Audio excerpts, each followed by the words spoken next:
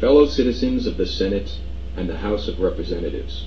Among the vicissitudes incident to life, no event could have filled me with greater anxieties than that of which the notification was transmitted by your order,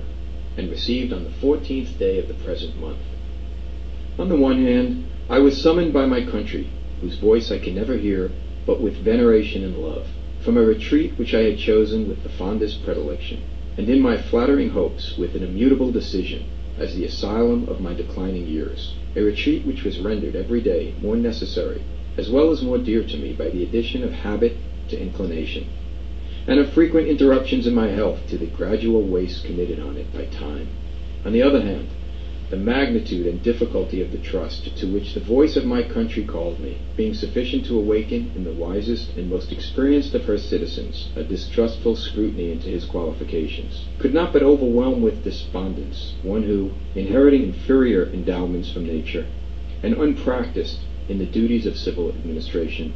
ought to be particularly conscious of his own deficiencies. In this conflict of emotions, all I dare aver is that it has been my faithful study to collect my duty from a just appreciation of every circumstance by which it might be affected. All I dare hope is that if, in executing this task, I have been too much swayed by a grateful remembrance of former instances, or by an affectionate sensibility to this transcendent proof of the confidence of my fellow citizens, and have thence too little consulted my incapacity as well as disinclination for the weighty and untried cares before me, my error will be palliated by the motives which mislead me,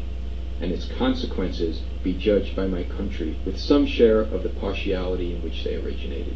Such being the impressions under which I have, in obedience to the public summons, repaired to the present station, it would be particularly improper to omit in this first official act my fervent supplications to that Almighty Being who rules over the universe, who presides in the councils of nations, and whose providential aids can supply every human defect, that his benediction may consecrate to the liberties and happiness of the people of the United States a government instituted by them for these essential purposes, and may enable every instrument employed in its administration to execute with success the functions allotted to his charge. In tendering this homage to the great author of every public and private good, I assure myself that it expresses your sentiments not less than my own, nor those of my fellow citizens at large less than either.